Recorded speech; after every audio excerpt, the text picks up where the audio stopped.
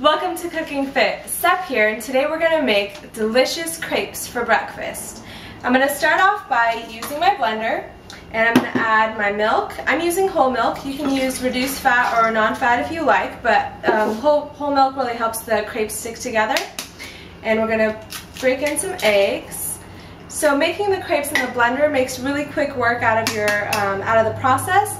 And it helps you get a really smooth batter, which makes for really good crepes. And the reason I like to make crepes instead of pancakes, if I'm going to have a cheat meal, is because you use a lot less flour, which I'm adding right now. You use less flour than you would if you were making, let's say, a pancake or a waffle or something like that. So it's actually a little bit healthier for you. So that was just some melted butter, about 2 tablespoons. And I'm going to finish it off with a pinch of salt because I'm making savory crepes. That means I'm going to fill them with vegetables and meat to get a lot of good protein and nutrients in there. If you were making a sweet crepe with fruit, like a fruit-filled crepe, you'd probably add a pinch of sugar instead of the salt. So just go ahead and blend that until you get a nice smooth batter. So the batter's been sitting in the blender for about half an hour, and this makes for a really thin and easy to handle batter.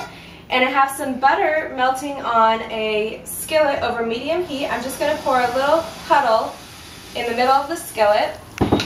And what you do is you just pick up the skillet before it sets and you kind of move it around so that the batter covers the bottom of the skillet.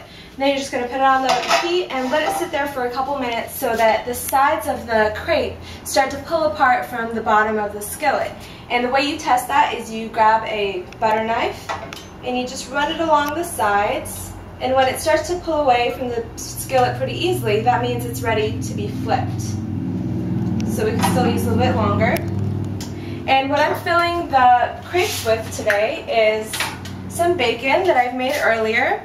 And one thing about the bacon, if you're just going to use it in a recipe like this, or if you're going to end up breaking it apart or crumbling the bacon later on, there's this thing at Trader Joe's, it's called the bacon ends in pieces, so you don't have to pay for the entire strip since you're not going to use the strip anyway.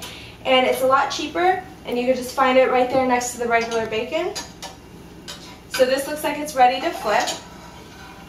So I'm just running the knife across the bottom to make sure it's loose and it's not sticking to the pan.